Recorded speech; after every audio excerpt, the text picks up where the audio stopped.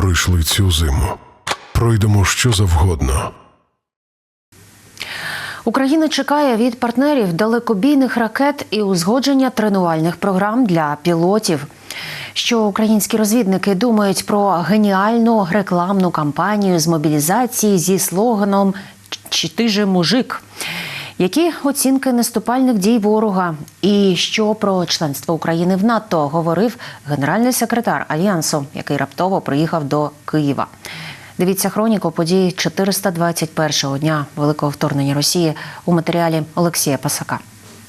Україна буде в НАТО. До Києва з неанонсованим візитом уперше від початку повномасштабного вторгнення Росії приїхав генеральний секретар Альянсу. Як і решта іноземних гостей, на власні очі побачив наслідки звірств росіян у Бучі. Дивився і на обгорілі рештки бронеокупантів у центрі столиці. А ще мав розмову з Володимиром Зеленським. Наголосив, що Україна обов'язково буде у складі Альянсу. Питання як поточних, так і майбутніх безпекових гарантій для Києва обговорять уже на наступному саміті НАТО цього липня у Вільнюсі. Дозвольте мені сказати чітко, Україна по праву має місце в євроатлантичній родині, і Україна по праву має бути в НАТО. І згодом, із нашою підтримкою, ми зробимо це можливим. Водночас головне завдання членів Альянсу полягає у тому, аби забезпечити перевагу України, що вона гарантовано продовжила існування в Європі як суверенна, демократична держава. Тому що це єдиний спосіб продовжити змістовну дискусію щодо українського членства. Столтенберг нагадав, що країни НАТО вже надали Україні понад 150 мільярдів євро допомоги, з яких 65 – це суто військові потреби ЗСУ. Ще до київського візиту генсек наголошував, що зараз Альянс має зосередитися на нагальних потребах, украй необхідних для деокупації української землі. І в цьому контексті у президента Володимира Зеленського свої очікування, особливо напередодні зустрічі у форматі «Рамштайн». Важливий «Рамштайн». Ви знаєте, до чого Україна готується.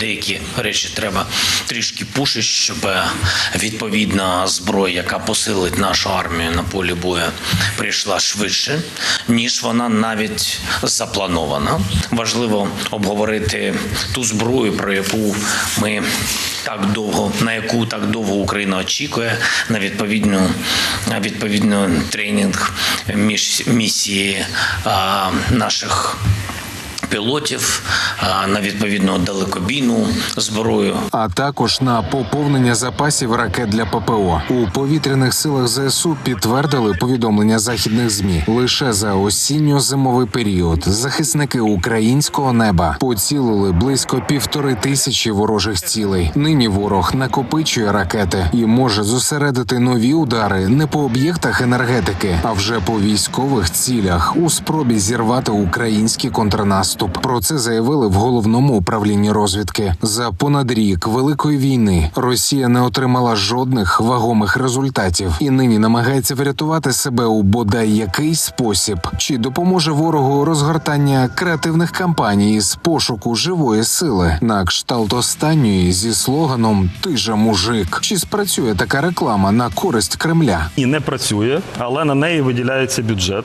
і його хтось освоює. З цієї точки зору для когось, для автора ідеї сценарію абсолютно безглуздої в даній ситуації пропаганди, може спрацювати, тому що він купить собі нову машину.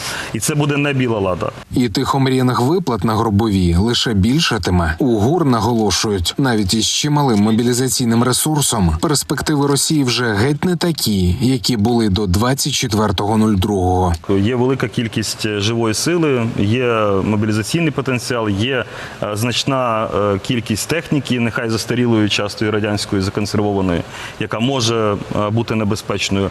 Але це нічого не означає. Найбільш боєздатні підрозділи, найбільш боєздатна частина російської армії знищена в Україні. Знищив її, власне, Путін, пославши в ту саму м'ясорубку.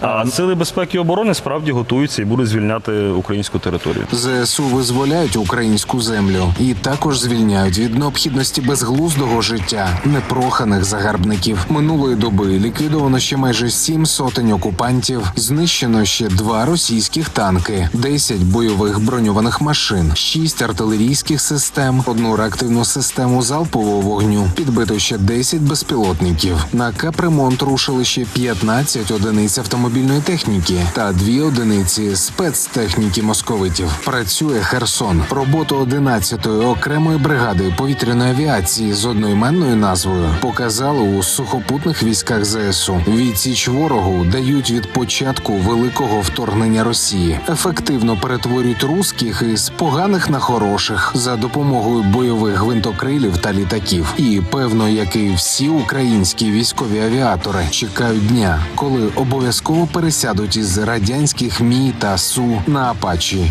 і F-16.